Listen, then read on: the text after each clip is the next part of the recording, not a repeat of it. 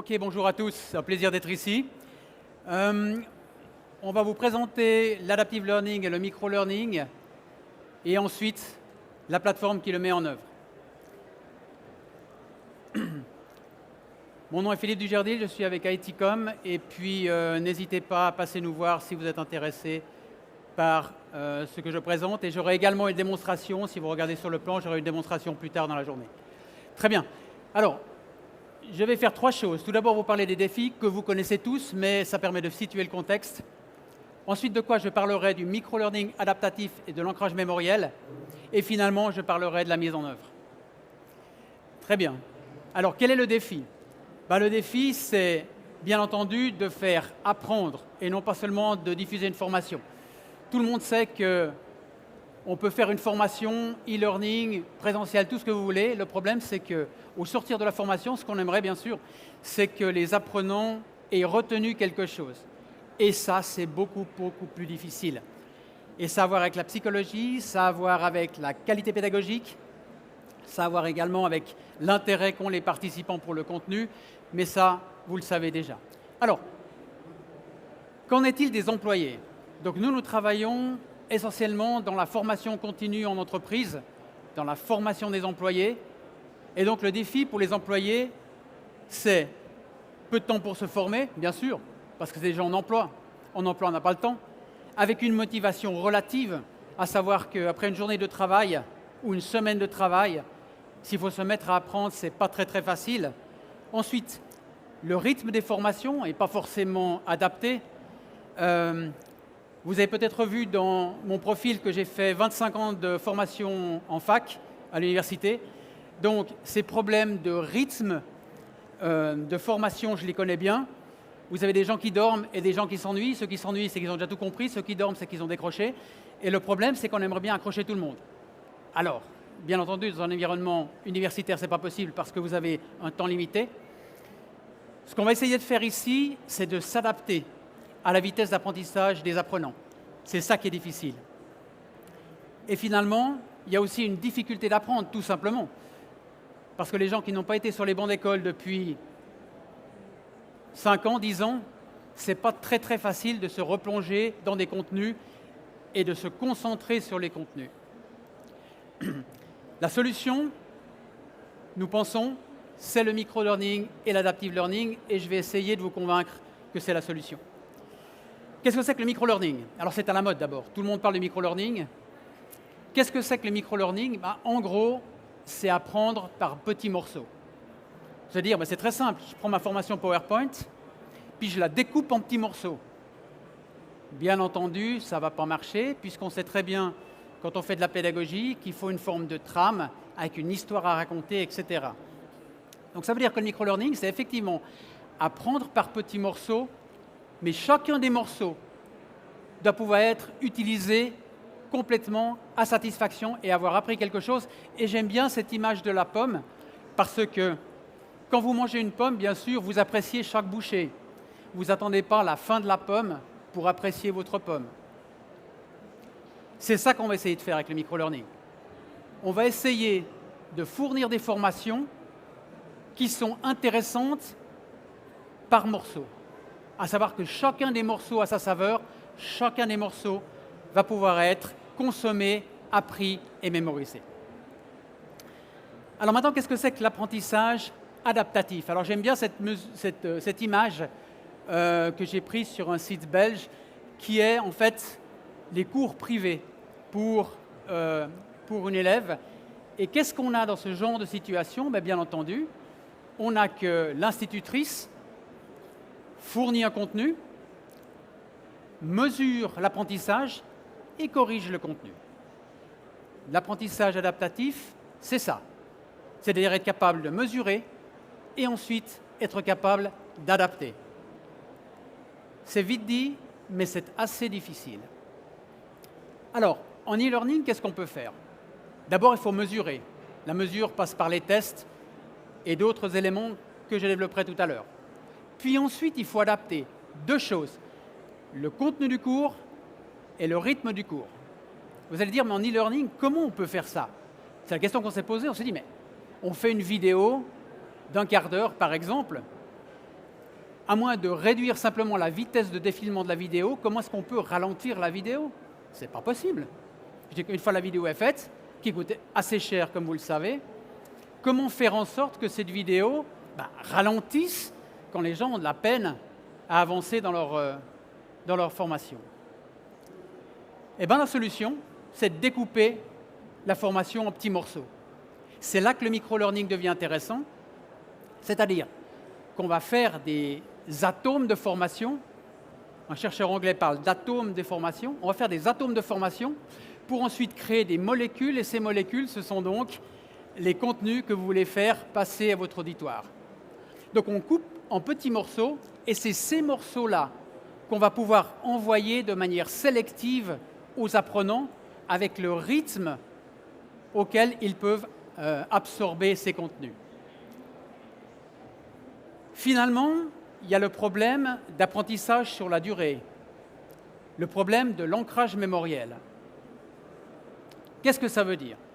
Ça veut dire que lorsqu'on fait une formation, ce qu'on aimerait bien, c'est que 2 semaines, 2 mois, voire 2 ans après, on s'en souvienne encore. Persuadé que la plupart d'entre vous ont déjà suivi des MOOC, combien se souviennent encore du dernier MOOC qu'ils ont suivi 2 mois après? À moins que vous l'utilisiez tous les jours, vachement compliqué. Alors pour cela, on ne va pas réinventer la poudre.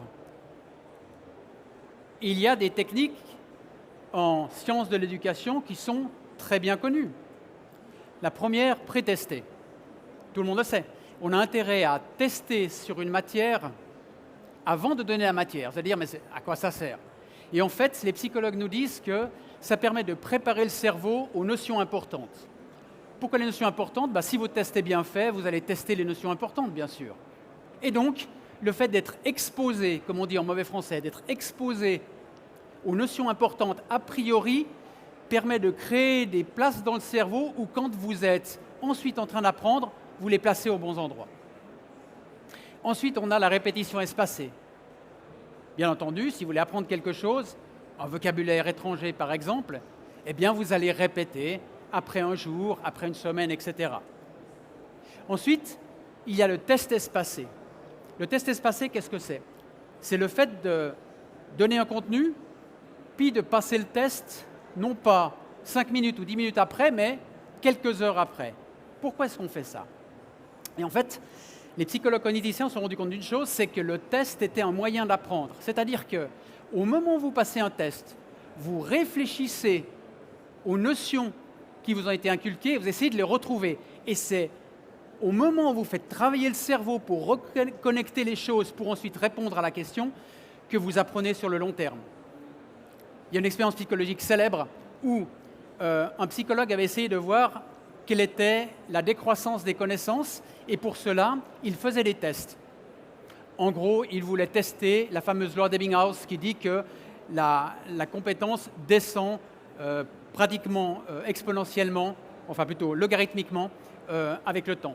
Donc qu'est-ce qu'il a fait? Il a inculqué un certain nombre de notions à un parterre d'apprenants, puis après il a fait des tests, après 1 jour, après 2 jours, après 3 jours. Et il s'est rendu compte que les connaissances ne décroissaient pas, mais elles augmentaient avec le temps. Il s'est dit, il y a un problème dans mon dispositif, et en fait non. Le problème, c'était l'hypothèse qu'il faisait, à savoir que le test n'était qu'un test.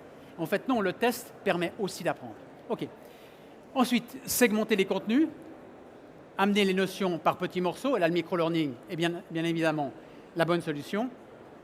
Et le sommeil pour consolidation, à savoir que pour consolider les connaissances, vous avez intérêt de passer une nuit de sommeil avant de tester les informations, les connaissances. Pourquoi cela? Parce que c'est pendant la nuit que le cerveau fait passer les connaissances de la mémoire à court terme à la mémoire à long terme.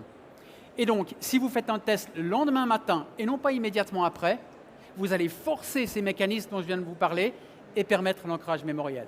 Très bien. Alors maintenant, il faut que je vous parle de la mise en œuvre et le système eCadentia qu'on a développé. Ici, je vous présente le format simplifié de nos micro-cours. Si vous passez à notre stand, je pourrais vous dire exactement comment ça s'organise. Mais en gros, qu'est-ce qu'on fait? On a 2 modules. J'insiste d'abord sur une chose, c'est que les modules sont des modules SCORM. Donc vous n'êtes pas attaché à un dispositif auteur particulier. Vous avez votre système favori pour faire du SCORM, vous utilisez votre système pour faire du SCORM. Très bien. Donc ce sont des modules SCORM.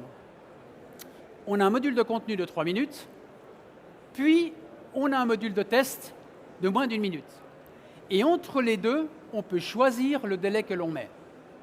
Okay? Donc là, le premier intérêt du système, c'est de dire on ne va pas accoler le contenu et le test directement derrière, comme on le fait dans la plupart des MOOC. Pourquoi ça? Parce que si vous faites ceci, lorsque vous répondez au test, vous faites marcher la mémoire à court terme, qui ne garantit nullement que vous gardiez les informations sur la durée. Donc on va pouvoir séparer les deux. Alors, comment ça se passe concrètement lorsqu'elle fait une formation en micro-learning? Eh bien, ici, vous allez avoir les différents micro-cours. Le contenu suivi du test. Pas immédiatement, comme vous le savez. Le contenu suivi du test. Un autre contenu suivi du test. Qu'est-ce que ça veut dire? Ça veut dire qu'avec ce système, toutes les 3 minutes de formation, vous avez une évaluation. Toutes les 3 minutes de formation, vous savez si votre apprenant a acquis quelque chose. Et donc, vous pouvez réagir. Je crois que je n'ai pas de laser là-dessus. Vous pouvez réagir, c'est-à-dire que, en fonction de la récupération de ces mesures, via une stratégie pédagogique, vous allez décider du rythme de l'envoi des contenus et de la nature des contenus. Donc, si vous voulez, vous avez un apprenant qui reçoit sur sa plateforme mobile ou sur son laptop, il reçoit des micro-cours. Après un certain délai, il répond aux questions. Et si la machine se rend compte qu'il y a effectivement des problèmes dans un certain nombre de notions, la machine va simplement répéter les leçons, moyennant une stratégie pédagogique qui était entièrement programmable. Ça, à mon avis, c'est la clé de l'adaptive learning. Vous avez une évaluation toutes les 3 minutes, toutes 3 minutes de contenu, bien sûr, et puis, moyennant cette évaluation, vous allez pouvoir dispenser des contenus avec le rythme et la nature qui est pertinente pour votre apprenant. Alors maintenant, comment est-ce qu'on fait l'ancrage mémoriel avec le micro-learning? Eh bien, vous avez compris, hein, on a 2 modules, le contenu et le test. Qu'est-ce qu'on va faire? Eh bien, pré-tester, on aura le test avant le contenu, bien sûr, avec un certain délai. Répétition espacée, il suffit qu'on répète le contenu. Test espacé, il suffit que le test, on le mette 12 ou 24 heures après le contenu. Segmenter les contenus, c'est automatique avec le micro-learning. Et le sommeil pour consolidation, eh bien, ce qu'on a fait dans nos implémentations, c'est qu'on a mis 24 heures entre l'envoi du contenu et l'envoi du test. Alors maintenant, qu'est-ce que ça veut dire pour les apprenants? Ici, je vous ai pris 3 apprenants. En vert, c'est un module de 3 minutes qui est acquis. En rouge, c'est un module qui est échoué. Et en bleu, c'est un module qui est répété. Alors, la première apprenante est très rapide, très efficace. On se rend compte que le premier jour, le deuxième jour, le troisième jour, quatrième et cinquième, elle a acquis les compétences. Le 6e jour, elle s'est trompée. La machine s'en est rendue compte automatiquement. Elle a répété le module le lendemain. De nouveau, j'insiste, ce sont des modules SCORM avec un format qui est libre. C'est à vous de décider qu'est-ce que vous voulez mettre dans vos contenus. On n'est pas bridé par un outil. Ensuite, on se rend compte que le 10e jour, elle a un peu de peine pour avancer dans les contenus. Donc la machine s'est simplement arrêtée. Elle a attendu qu'elle absorbe le contenu pour ensuite envoyer la suite. Le deuxième apprenant est beaucoup plus efficace dans son apprentissage, mais il est un peu plus lent. La machine simplement va envoyer des contenus, se rendre compte que les contenus n'ont pas été visionnés, stopper, attendre que les contenus soient visionnés et on recommence. Et donc on peut voir qu'il y a des trous dans son agenda d'apprenant. Ces trous, c'est simplement que la machine s'est adaptée au rythme d'apprentissage de l'apprenant. Et finalement, la dernière apprenante voulait faire comme la première, à savoir aller à toute vitesse. Elle a fait le premier juste, le second, elle n'a pas réussi, on l'a répété. Le troisième et le quatrième étaient bons, le cinquième, elle n'a pas réussi, on l'a répété, etc. Donc vous m'avez compris, avec ce système, on segmente les connaissances qu'on doit faire acquérir et la machine va mesurer le résultat des tests et la durée d'apprentissage sur un module. C'est-à-dire qu'on regarde pendant combien de temps est-ce qu'on est branché sur un module. Et tant qu'on n'a pas terminé le module, la machine peut décider de ne pas envoyer de nouveaux modules. Et ceci nous permet effectivement de s'adapter complètement au rythme des apprenants. Alors, quel est le système qu'on a mis en place pour réaliser tout ceci? Eh bien, on a un LMS, bien sûr, et on a un moteur algorithmique qui est connecté au LMS. On programme une certaine stratégie pédagogique pour dire, par exemple, en cas d'échec sur un test, on répète le module 3 jours après, ou on le répète dans la demi-heure. En cas de durée trop longue d'apprentissage, on renvoie un module juste le jour d'après, etc. Tout ceci est programmable et c'est des choses que l'on travaille avec les responsables pédagogiques des entreprises en disant mais comment vous sentez le rythme d'envoi des micro-cours pour que vos apprenants apprennent avec la meilleure efficacité. Et si vous voulez, ça peut aussi donner lieu à une certaine expérimentation en entreprise. On prend une population test, on teste un certain rythme et dès qu'on est bien calé pour le type de population que l'on a, on programme cette stratégie et après, elle se développe dans l'entreprise. Alors, les dispositifs utilisateurs, bon là, on a un dispositif qui est sur iPhone, sur Android et sur laptop et sur iPad, bien sûr. Voilà. Donc ça, c'est juste pour vous donner le look and feel du système. Alors, quelles sont les réponses que l'on donne par rapport aux défis de la formation dont je vous ai parlé tout à l'heure? Pour la disponibilité, on peut apprendre en tout lieu et en tout temps. Pourquoi? Parce que les apprenants reçoivent leur contenu sur le mobile et quand ils ont un moment, ils regardent leur contenu, ils apprennent leur contenu, ils sont au bus, ils sont à la banque, il y a un guichet, n'importe quoi, ils font 3 minutes. Tout le monde a 3 minutes dans la journée pour lire un contenu. On s'est rendu compte que 3 minutes, c'était la bonne mesure. Au-delà de ça, les gens hésitaient à rentrer dans le module. 3 minutes, c'est bien. Ensuite, concernant la motivation, eh bien, on gère l'effort, comme vous avez compris, on gère l'effort de formation de chacun des apprenants, puisque, eh bien, si on se rend compte que les modules ne sont pas absorbés à la bonne vitesse, eh bien, la machine ralentit pour envoyer les contenus juste au bon moment. En troisième lieu, il y a l'adaptation à la vitesse d'assimilation qui permet de s'adapter au rythme de la formation. Donc, quand quelqu'un reçoit une avalanche de cours e-learning, il y a une démotivation qui s'installe. Ici, il n'y a jamais de démotivation parce que vous n'avez pas plus que X modules en attente, étant donné que la machine va attendre que vous les ayez absorbés pour continuer. Et finalement, sur la difficulté d'apprendre, il y a l'ancrage mémoriel qu'on a mis en œuvre à l'aide de nos stratégies pédagogiques programmées dans le moteur. Un exemple client, ça nous apparaît être un exemple intéressant, c'est une société qui s'appelle Medisupport qui propose des systèmes pour les laboratoires d'analyse médicale. Donc la population cible que nous avons dans ce cas-ci, ce sont les assistantes de médecins, les assistantes médicales qui doivent procéder à des analyses médicales en cabinet. Il y a un appareil en cabinet et puis elles doivent faire des opérations.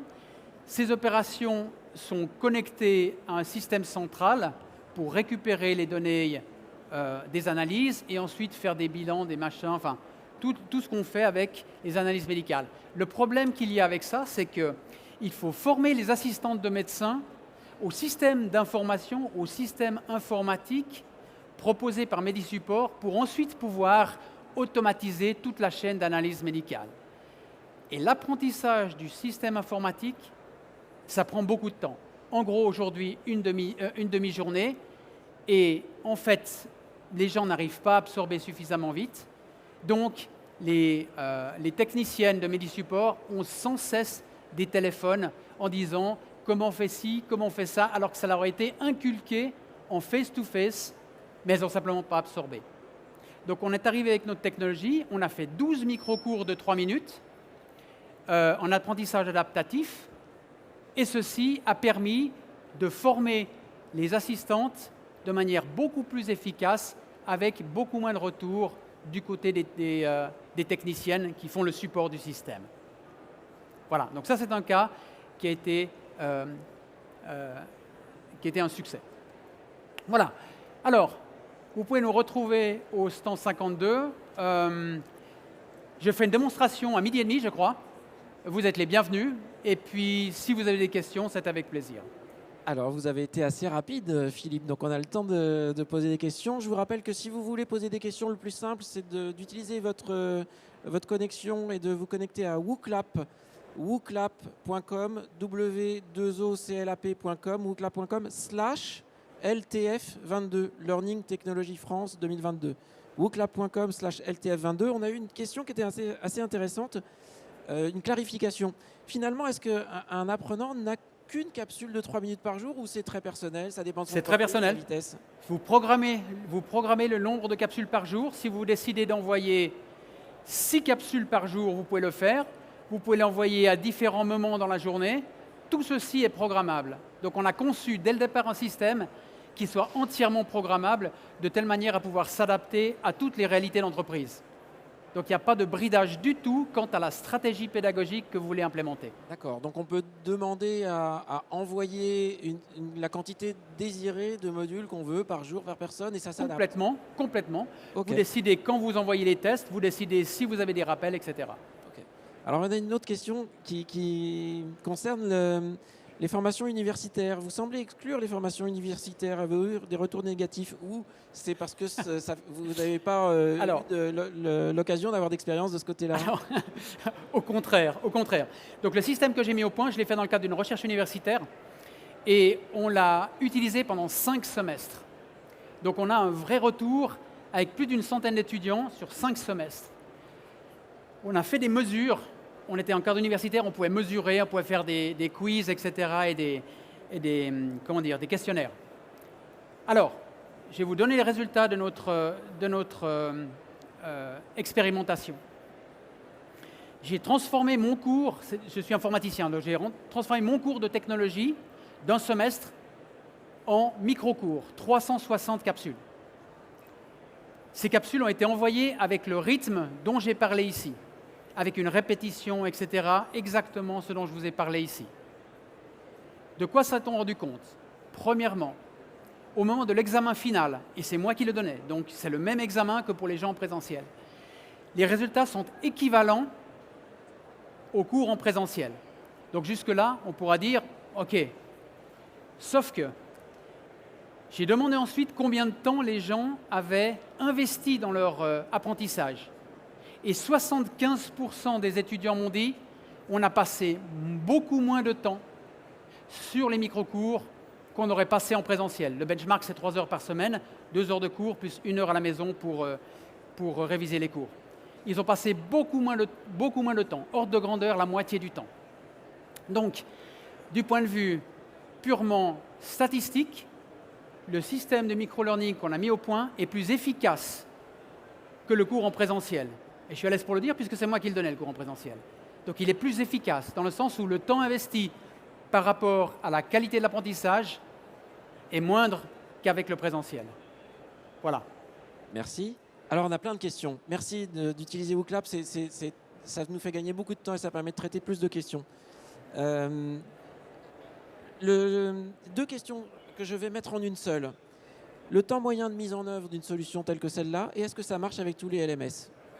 Alors, le temps moyen de mise en œuvre, c'est une question qui est très compliquée parce que c'est une question qu'on pose à tous les fournisseurs de solutions e-learning. Combien de temps il faut pour faire un micro-cours, pour faire un cours d'un quart d'heure, etc. C'est très difficile à dire, on a des heuristiques, ça va dépendre de la technicité du cours. Si vous faites un cours de physique théorique ou si vous faites un cours pour changer le pneu de votre voiture, c'est certainement pas le même contenu théorique et donc c'est certainement différent du point de vue de la mise en œuvre. Ça, je crois vraiment qu'il faut venir parler avec nos spécialistes du côté de la pédagogie, si vous êtes intéressés, qui vous diront grosso modo l'effort à mettre en œuvre en fonction d'un domaine métier. Si par exemple on fait des cours de formation continue pour les médecins ou si on fait juste un cours pour les infirmières pour savoir poser un cathéter ou que sais-je, c'est pas la même chose du tout. Donc à l'œil comme ça, c'est vachement difficile. Ça peut être des délais relativement brefs pour des contenus peu théoriques et légers. Ça peut être lourd si vous avez un contenu théorique qui est solide, quoi. Voilà. Allez, une dernière petite question que je vais faire la synthèse de 2. Est-ce qu'on peut utiliser des vidéos comme microcapsules? Et est-ce que ce système-là ne fait de l'apprentissage que de surface? C'est-à-dire, est-ce qu'on peut aller en profondeur avec le système? Vidéo, compatible avec le système, et est-ce qu'on peut aller en apprentissage profond? Ce sont des modules SCORM. Donc dans le module SCORM, vous mettez du texte, vous mettez des interactions, vous mettez de la vidéo, vous mettez tout ce que vous voulez. Le format est juste le format SCORM. Donc vous pouvez faire exactement le format d'apprentissage que vous voulez, puisqu'à nouveau, je me répète, c'est du SCORM. À savoir que vous utilisez, par exemple, sans faire de publicité, Articulate. Avec Articulate, vous créez vos contenus SCORM, et puis voilà. Et derrière, nous, ce qu'on propose, c'est le moteur qui fait les mesures, qui adapte le contenu, etc. SCORM, donc compatible avec tous les LMS SCORM. Tous les LMS, absolument, absolument. OK. Eh ben, on vous retrouve stand D52. Avec plaisir. Pour une démo, pour des exemples. Alors la démo sera à 12h30. Je me souviens plus dans quel théâtre, mais à 12h30, quelque part par là.